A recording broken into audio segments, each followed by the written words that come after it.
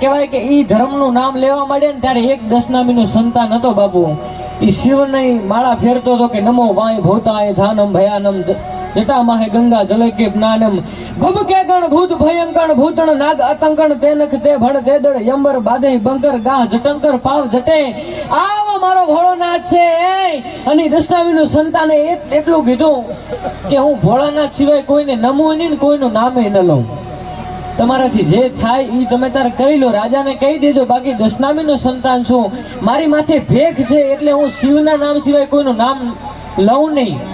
અને ત્યારે કહેવાય કે રાજાના દીવાનો કહેવાય કે એ દીવાન છે એ બરોબર મંત્રી છે, એ રાજાની કચેરીની અંદર જાય કે બાપુ આખું ગામ છે ને એ આપણા ધર્મનું નામ લે છે, પણ એક ભગવો જબો છે બરોબર, ભગવી માથે પાઘડી બાંધી છે અને એ ખુદની જાતને ગોસ્વામી કહે છે, એ છે ને આપણા ધર્મનું નામ લેતો નથી, એ માત્ર ને માત્ર શિવનું નામ લે છે. તો કે એને કોર્ટની અંદર હાજર કરો, એને કોર્ટની અંદર બોલાવો. અને ત્યારે કોર્ટની અંદર બોલાવવામાં આવ્યો એ દશનામીના સંતાનને. અને ત્યારે કીધું કે કદાચ તું શિવનું નામ લેતો હોય તો તારા શિવની તાકાત શું છે? તો 2 ટાઈમ ધુપીલિયા ફેરવે છે જગદીશપુરી, તો તારા શિવની તાકાત શું છે? અને ત્યારે એટલું કીધું હતું કે કદાચ તમે મને આ કોટડીની અંદર બંધ કરી દો. અને ત્યારે કોટડીની અંદર બંધ કરી દીધો, બાકી હું કોઈ દિવસ કે વિધર્મીનું નામ લઉં જ નહીં, એમ મારા મોઢે શિવનું નામ જ હોય. અને ત્યારે કાળ કોટડીની અંદર એને બંધ કરી દેવામાં આવે. અને ત્યારે રાજાએ એટલું કીધું કે હવે તું તો આ જેલની અંદર છે તો તારા શિવની આરતી કરશે કોણ? તો કે મારી સમાધિમાં એટલી તાકાત છે કે અહીંયા હું સમાધિમાં લીન થઈ જાઉં અને ગામના શિવ મંદિરે જઈને જોજો મારા નાથની આરતી એમને ઉતરતી છે. અને બરોબર કહેવાય કે હાજનું ટાણું થયું અને દશનામીનું સંતાન બરોબર કહેવાય કે શિવની આરાધની અંદર લીન થઈ ગયું. અને બાપુ નાગર કહેવાય કે નગારા ઝાલર અને શંખ એમને ગામના મંદિરે ફૂંકાવા માંડ્યા હતા. ભલામણા દશનામીની તાકાત છે. આજે પણ તમે રાજસ્થાનની ધરતીની અંદર જાઓ તો એના ઇતિહાસો છે. અને અમે અહીંયા કહેવાય કે અમારાથી વિદ્વાન માણસો નીચે બેઠા છે, અમને અહીંયા ઉપર બેહાડ્યા છે. આ કંઈક ને કંઈક બાપુ સંતનો પલો અમને અડી ગયો છે ને એટલે બાકી અમારી કોઈ તાકાત નથી, અમારી કોઈ તાકાત નથી હે સાહેબ. કારણ કે આજથી 3 વર્ષ પહેલા જેને હું આમ કર્મગુરુ માનું છું એવા અમારે માવસરીજી રાણપુરી બાપુ કે જેમની પ્રથમ પુણ્યતિથિ નિમિત્તે જ્યારે હું પહેલી વાર કહેવાય કે સ્ટેજની અંદર બેઠો સ્ટેજ ઉપર ને ત્યારથી લઈને આજ દી સુધી, ત્યારથી લઈ શરૂઆત થઈ હતી બાપુ આજ દી સુધી ક્યાંય મારો નાચ છે ને પાછો પડવા દેતો નથી. એ કંઈક સંતનો પલો ઓડી ગયો એવું મને લાગે છે, બાકી અમારી કોઈ તાકાત નથી સાહેબ. અને એમાં પાછું અમારે ભરતભાઈનું એમનું મોહાળે માવસરી ને મારું મોહાળે માવસરી, એટલે હવે આજ મોહાળ પક્ષના અમારે ઘણા બધા આવ્યા છે. અમારે નાનાશ્રી અમારે 2-4 વધારે છે વડીલો, એમને પણ આ સ્ટેજ તરફથી આવકારીએ છીએ અમે. અને એમાંય કીધું કે ઉત્તરમાં અંબાજી આસન ઢીમાગઢ ધરણીધર, પાલમપુરમાં પાતાળેશ્વર પૂજાતા પરમેશ્વર, અરે રણને કાંઠે કરે રખોપા, છેક નડેશ્વરીથી નાતો સૌથી પ્યારો સૌથી ન્યારો મારો બનાસકાંઠો, આ તો મારો બનાસકાંઠો, આ તો મારો બનાસકાંઠો હે. અને એમાંય હવે તો વાવ થરાજ સાહેબ, કદાચ તમે મોટા મોટા ડાયરા કરાવો, બહારના કલાકારો આવે અને બહારના ધરતીના વખાણ કરીને જાતા રહે, આપણી બનાસકાંઠાની ધરતી સાહેબ મોળી નથી. કારણ કે શબ્દ એક શોધું જા સંહિતા નીકળે, કુઓ જા ખોદું તા સરિતા નીકળે. અરે અજબ તાસીર છે ભારત દેશની કે મહાભારત વાવન ગીતા નીકળે. 18 દિવસના યુદ્ધ થઈ જાય અને બરોબર દ્વારિકાનો તીર્થ કરીને આવ્યા છે ને એટલે પ્રસંગ યાદ આવે કે 18 દિવસનું યુદ્ધ થાય અને એની અંદરથી બાપુ આપણને જ્ઞાન મળતું હોય ને એવા આપણા શાસ્ત્રો છે. અને એ શાસ્ત્રોને ટકાવી રાખવા માટે થઈને આપણે ધર્મના નેજવા નીચે બેઠા છીએ જગદીશભાઈ. અને એમાંય બરોબર શ્રી કૃષ્ણ ભગવાન કે જે આપણા ઢીમાની અંદર પણ બિરાજમાન છે, ધરણીધર સ્વરૂપ કે શરીને ધરા લાલ પીતમ સુહાગા, પચરંગ ટેટી ધીરી શીશ પાગા, વડાવડ માથે ખુલા કેસ વાકા જત નાર્યું વારણા લીધું નીધું ઝાકા. એવો મારો ઢીમાનો નાથ બેઠો છે. ઢીમાની અંદર તમે બધાય દર્શન કર્યા હશે, એ આપણો નાથ છે અને દ્વારિકાવાળો આપણો નાથ છે. આ ભગવાન છે ને બાપુ, એ જો આપણને સંપૂર્ણ શ્રદ્ધા હોય ને તો આપણા ભેગો હેડે. આપણને સંપૂર્ણ શ્રદ્ધા હોય તો આપણા ભેગો 100% હાલે.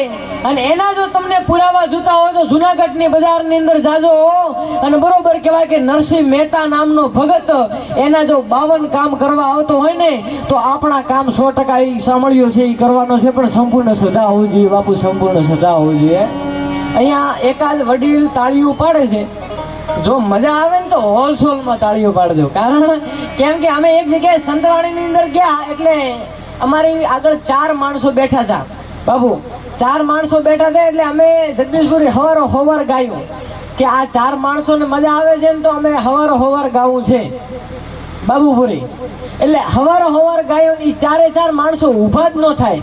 પછી અમે કંટાળ્યા કે હવે આપણે અહીંયા પૂરું કરવું છે, પણ અમે જતા પેટીઓ હલકતા હતા ને ત્યારે પૂછ્યું ભાઈને કે 4 જણા હતા એમને પૂછ્યું કે તમે તો ખરાબ સંતવાણીના પ્યાસી છો, આ 4 વાગ્યા સુધી તમે બેઠા છો, અમે કંટાળ્યા, અમારા ગળો તોડી નાખ્યો ને તમે હજી કંટાળ્યા નહીં.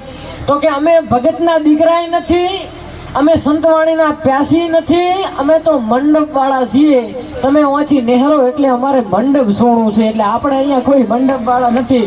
એટલે આનંદ કરી લ્યો, પ્રેમથી મોજ કરી લ્યો. બાકી ગાવું બોલવું આ અઘરું નથી કહેવાય કે અઘરું છે. કારણ કેમ કે બાપુ અહીંયા તમે હમણાં ભજની ગાયું ભજન એમાં પોતે શેટર ઉતારી નાખ્યું. હું કામ? કારણ કે આ સ્ટેજ છે ને એ તો એવું છે કે ભર શિયાળે પરસેવા વાળી દે. એટલે એકવાર તમામ ભજનીકોને જોરદાર થાળીના ગાળથી વધાવી લો. કારણ કે શિયાળો હોય, કડકડતી ઠંડી હોય, તમે તાળીઓ ન પાડી શકતા હોય એવી ઢાઢ હોય ને, અને તોય અહીંયા બેહીએ એટલે બાપુ પરસેવા મળવા માંડે 100%. અને એસી વિશેષ આજનો જો દ્વારિકાધીશનો પરચો હોય તો બરોબર મેઘરાજા ચડ્યા હતા, પણ કહેવાય છે કે માણસ કે હું કરું કરતલ દૂજો ન કોઈ, અરે આદરા તારા અધૂરા રહેશે, એ તો મારો દ્વારિકા વાળો કરે ઈદ થાય ભલા માણા. એમ આજે બરોબર વરસાદ ચડ્યો તો બાપુ, પણ દ્વારિકાધીશની એવી કૃપા ઉતરી કે એ વરસાદ સંપૂર્ણપણે આજે આપણી વચ્ચે બંધ થઈ ગયો છે. ભલા માણા આથી મોટો પરચો તમારે શું જોઈએ સાહેબ? બાકી એ જો ધારે તો કાર્યક્રમે ન થવા દે. અમે ઘણી જગ્યાએથી પેટી હોકેલીને પાછા આવેલ છીએ, ત્યાં જઈએ બરોબર થોડીક વાર બોલીએ એટલે સામે હાંગો પાંગ પડવા માંડે વરસાદ, ત્યાંથી અમારે નીકળવું પડે. પણ આ દ્વારિકાધીશની દયા કહેવાય કે આજે ઠાકર પણ રાજી છે કે આ ગૌસ્વામી પરિવારના આંગણે આવું સરસ મજાનું આયોજન થતું હોય અને મારા સાધુડાઓ બેઠા, મારા વડીલો બેઠા, જો અમને સાંભળતા હોય તો આથી મોટો અમારા માટે કોઈ ગૌરવની વાત કહેવાય નહીં. પણ છેલ્લે આ ધરતીની તાસીર કેવી છે એ તમને કેવું છે કે ઉત્તરમાં અંબાજી આસન ઢીમાગઢ ધરણીધર, જ્યારે ઉત્તરમાં અંબાજી છે કે ન મળતા માત પરમેશ્વર પણ પશુ થયું. આપણા કહેવાય કે શાસ્ત્રોની અંદર બાપુ મેન 24 અવતાર અને એમાં 10 અવતાર મુખ્ય, અને એમાં 2 અવતારને જો આપણે વધારે માનીએ છીએ, કૃષ્ણ પરમાત્મા ને એક રામ ભગવાન. શું કામે? કારણ કે ન મળતા માત પરમેશ્વર પણ પશુ થયો. શ્રી કૃષ્ણને માં મળ્યા હતા અને શ્રી રામ ભગવાનને માં મળ્યા હતા. એટલે જો જેને જગતની અંદર માં મળી ગઈ છે ને એ જગતની અંદર બાપુ પૂજાઈ ગયા છે, જગતની અંદર પૂજાઈ ગયા છે. એમ ન મળતા માત પરમેશ્વર પણ પશુ થયો, એમ માથી મોટું કોઈ નહીં. જળતર હોય કે જગદીશ પણ સૌ કોઈ નમાવે શીશમાં, અંબા આગળ હાલિયા, માં અંબા આગળ હાલિયા. એવી ભગવતી અંબા પણ બિરાજમાન છે, આ બાજુ નળેશ્વરી પણ બિરાજમાન છે, આ બાજુ ધરણીધર દાદો પણ બિરાજમાન છે. આવી સરસ મજાની પુણ્યશાળી ધરતી હોય તો આ છોકરાઓ બેહાડી દો ને છોકરાઓને. હા, કારણ કે ઘરનું આગળનું છે ને એટલે કેવા, કારણ કે છોકરાઓ પહેલા કીધું ને કે છોકરાઓ છે ને એ ભગવાનનું સ્વરૂપ કહેવાય. અને છોકરાઓ સારા લાગે પણ થોડા હોય ને ત્યાં સુધી. કારણ કે એક ભાઈને ઘરે મહેમાન આવ્યા એટલે એના છોકરાને કીધું કે બેટા જા મહેમાન માટે થઈ અને તું કંઈક લઈ આય બજારમાંથી. તો ઓલો દોડમ દોડ બજારમાં ગયો અને બજારમાંથી રિક્ષા લઈને આવ્યો. હાલો કે નીકળો.